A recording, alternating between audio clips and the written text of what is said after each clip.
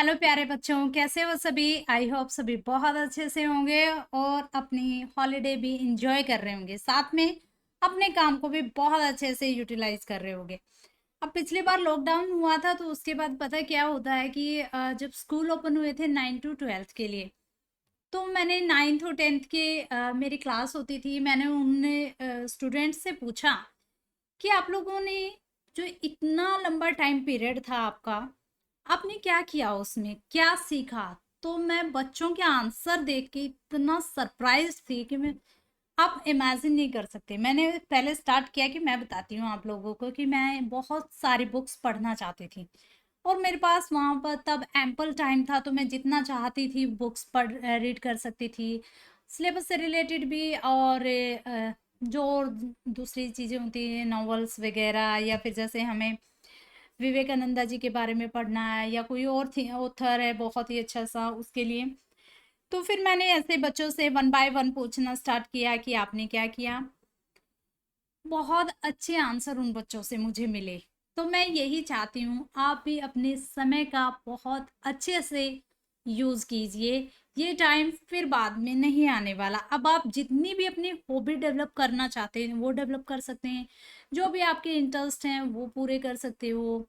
जैसे बहुत सारे बच्चे को कुकिंग बहुत अच्छा लगता है, किसी को एम्ब्रॉयडरी करना बहुत अच्छा लगता है, किसी को डांस करना, किसी को गाना सिंगिंग बहुत पसंद है। तो ऐसे ही मुझे बहुत सारे बच्चों ने बताया। इवन एक की जो बच्ची थी उसने कहा कि मैम मुझे खाना बिल्कुल ही बनाना नहीं आता था। तो मैंने खाना बनाना सीखा। मैं मैगी के अलावा कुछ बना ही नहीं सकती थी। तो आई वॉज टोटली सरप्राइज्ड कि बच्चों ने इतना अच्छे से अपना टाइम का यूटिलाइज किया। एक लड़की ने बोला मैम मुझे इंग्लिश नहीं आती थी, मैंने इंग्लिश अच्छे से बुक्स रीड की और अपने जो एल्डर्स ब्रदर सिस्टर हैं उनसे सीखा, अपने पेरेंट्स से। और एक ने जवाब दिया मैम मैं अपनी फैमिली के बारे में नहीं जानती थी, जो मेरे ग्रैंड पेरेंट्स हैं, ग्रेट ग्रैंड पेरेंट्स हैं, उनके बारे में नहीं जानती थी, तो मैंने उनके बारे में बहुत कुछ सीखा। ऐसे ही आपके कोई एक्सपीरियंस हो तो ज़रूर कमेंट बॉक्स में लिखिए। तो चलो शुरू करते हैं। चीवी, ये आज की हमारी पोएम है। हम अपनी बुक कर रहे थे हनी ड्यू, सॉरी हनी को। हनी ड्यू है 8th क्लास में। एक्चुअली मैं वो भी क्लास लेती हूँ ना, तो गलती से निकल गया।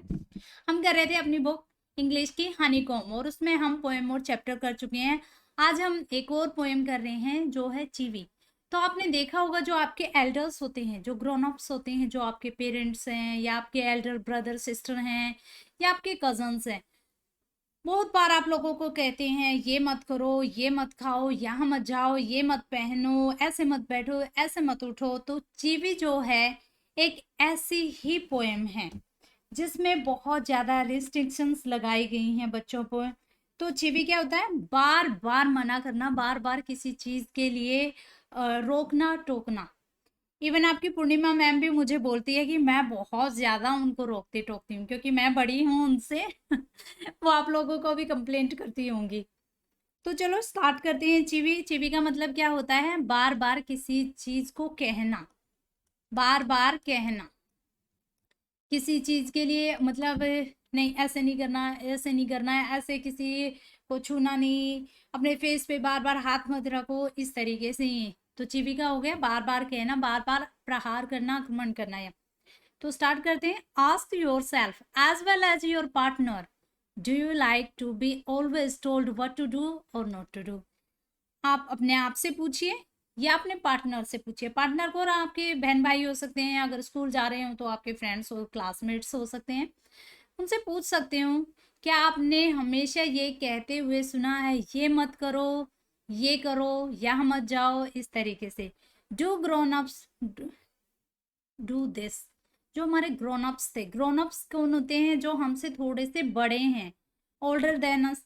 तो एल्डर जो हमारे होते हैं वो पेरेंट्स भी हो सकते हैं, हमारे ब्रदर सिस्टर्स भी हो सकते हैं, जो हमारे एल्डर होते हैं वो।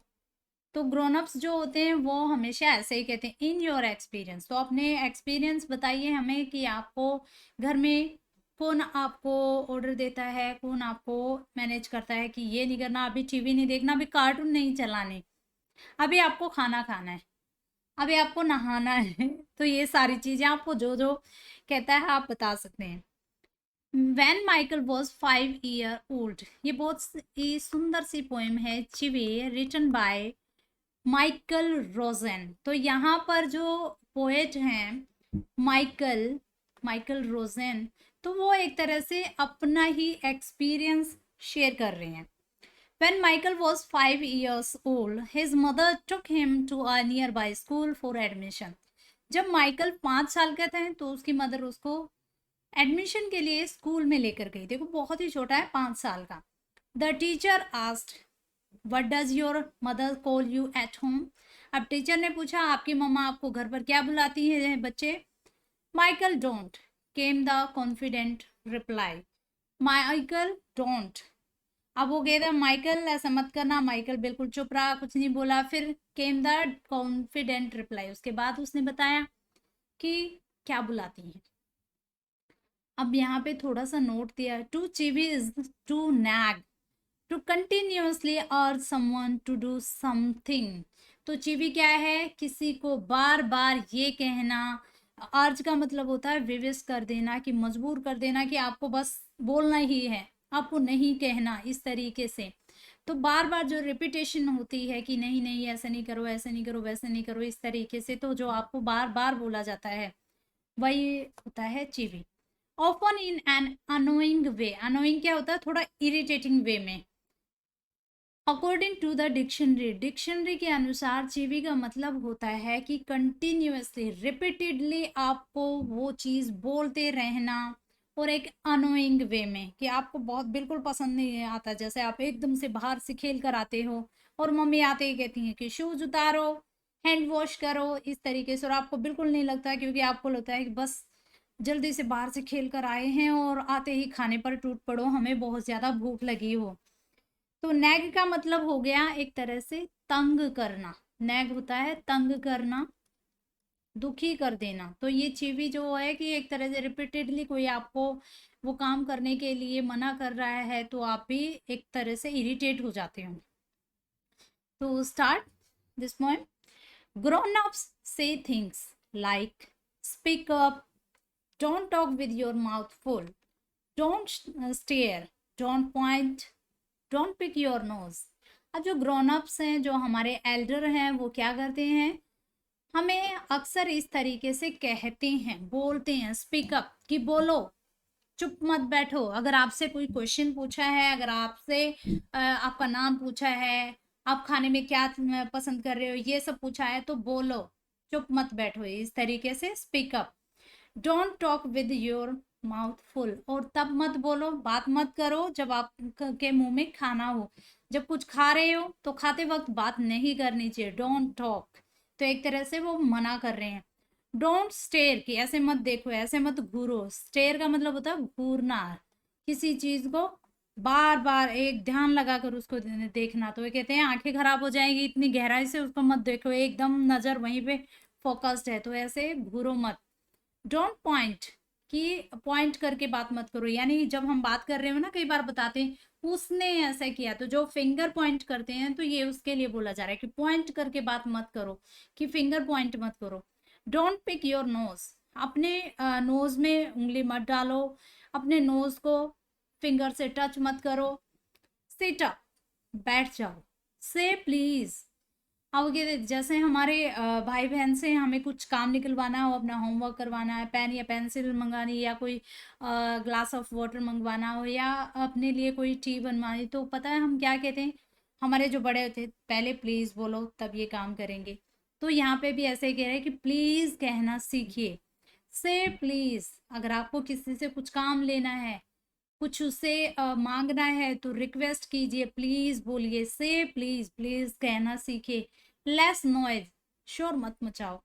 कई बार घर में बीमार हो रहे हैं, मम्मी पापा सो रहे हैं ना, तब कहेंगे चुप, एकदम से शोर मत मचाओ, देखा नहीं वो सो रहे हैं, तो ऐसे। लेस नॉइज, यानी हमारे एल्डर्स, हमारे बड़े बहन भाई खुद कहते हैं मम्मी जाग जाएगी, चुप, एकदम से शोर मत मचाओ। Shut the door behind you, अब तुम आए हो तो दरवाजा बंद करके आओ।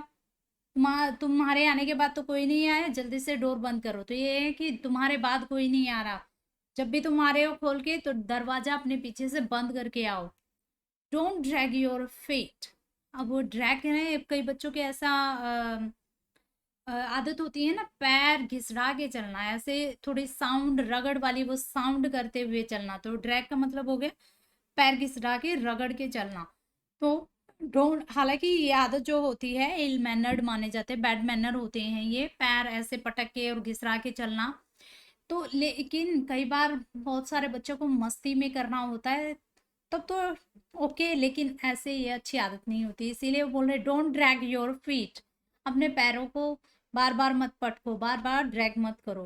Haven't you got a hanky, क्या तुम हैंकी नहीं रख सकते? क्या तुम्हारे पास हैंकी नहीं है? मान लो तुम्हें कोल्ड हो गया या खांसी आ गई, तो कुछ ऐसी प्रॉब्लम हो सकती है, हैंड वॉश करने हो तो किससे पूछोगे? क्या तुम्हारे पास हैंकी नहीं? अपना हैंकी रखो। Take your hands out of your pockets. अपने हैंड्स पॉकेट में मत रखो। जब भी हम किसी अपने एल्डर से बात कर रहे हो तो ये बैड मैनर्स होते हैं कि हम पॉकेट में हाथ डाल के बात करें, या फिर हम नॉर्मली भी अपने फ्रेंड से बात कर रहे हो तो ये भी इल मैनर्ड माने जाते हैं कि हम पॉकेट में हाथ डाल के बात करें। हमें अपने हैंड्स अपने जो लेग्स होती हैं उन पे रखने चाहिए। तो कहते हैं टेक योर हैंड्स आउट, अपनी पॉकेट से हाथ को बाहर निकालिए। Pull your socks up. अगर मान लो मोजे, आपके सॉक्स होते हैं मोजे जो शूज में हम पहनते हैं, वो लूज हो गई हैं तो वो जल्दी से नीचे की तरफ खिसक जाती हैं, तो ये कहते हैं पुल योर सॉक्स अप। अपने सॉक्स के ऊपर कीजिए, अपने मोजों को ऊपर कीजिए। स्टैंड अप स्ट्रेट, बिल्कुल सीधा खड़े हो जाइए। ऐसे झुक के खड़े होने की वो होती है ना बच्चों में आदत, तो ऐसे बोलते हैं पीठ में पेट निकल आएगा, और अच्छे बच्चा नहीं माना जाता है कि वो इस तरीके से। तो यही बोला जा रहा है यहाँ पर, माइकल अपना एक्सपीरियंस शेयर कर रहे हैं कि जब मैं छोटा था मेरी मदर बार बार मुझे इस तरीके से इंस्ट्रक्ट करती थी कि अब ये मत करो, वो मत करो, ऐसे खड़े हो, ऐसे बोलो, ये कहना सीखो। स्टैंड अप स्ट्रेट, स्ट्रेट हो गया सीधा, सीधे खड़े हो जाओ, सीधा।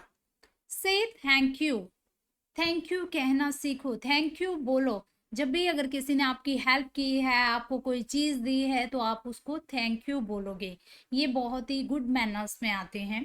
डोंट इंटरप्ट, बीच में मत बोलो।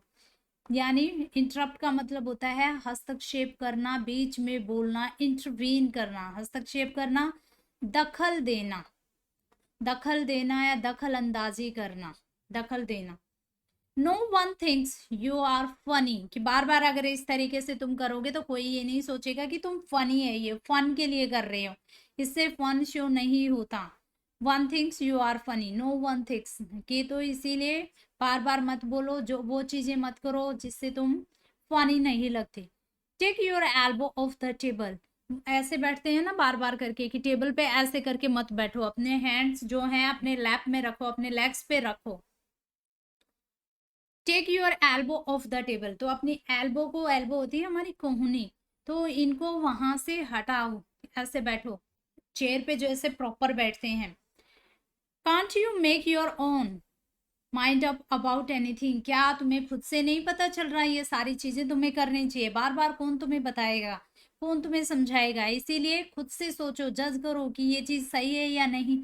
ये तो बार बार रिपीटेडली आपको आपके पेरेंट्स इस तरीके से गाइड करते हैं, इंस्ट्रक्ट करते हैं, आपको डायरेक्शन देते हैं, तो आप लोगों को क्या होता है, इरिटेशन होने लग जाती है, गुस्सा आता है। तो पोएट इस पोएम के माध्यम से हम लोगों के एक्सपीरियंस शेयर करवाना चाहते हैं कि क्या आप लोगों के साथ ऐसा हुआ है? क्या आप लोगों को भी आपके पेरेंट्स, आपके एल्डर्स, आपके ग्रोन अप्स जो होते हैं वो इस तरीके से इंस्ट्रक्ट करते हैं, बार बार कहते हैं ये नहीं करो, वो नहीं करो? तो देखो यहाँ पर उन्होंने एक तरह से इस पोएम के माध्यम से अपनी प्रॉब्लम हमारे साथ शेयर की है। अक्सर हर घर में छोटे बच्चों को ऐसे ही कहा जाता है, उनको एक बहुत ही अच्छी हैबिट डेवलप कराने के लिए, उनका एक गुड नेचर डेवलप कराने के लिए, उसमें अच्छी अच्छी जो चीज़ें होती हैं उनको इनकलकेट करने के लिए। तो कैसी पोएम लगी ये आपको कमेंट बॉक्स में ज़रूर लिख कर बताइए। मिलते हैं नेक्स्ट वीडियो में, ये बाकी क्वेश्चन आंसर हैं जो कि हम बाद में करेंगे। तब तक के लिए keep watching, have a great day, और मिलते हैं एक नेक्स्ट चैप्टर या पोएम के साथ। तब तक के लिए have a great day, God bless you, stay safe, stay healthy. Video को लाइक कीजिए, शेयर कीजिए। आपका कोई डाउट है तो कमेंट सेक्शन में ज़रूर लिखिए ताकि हम आपके डाउट क्लियर कर सकें। Thank you.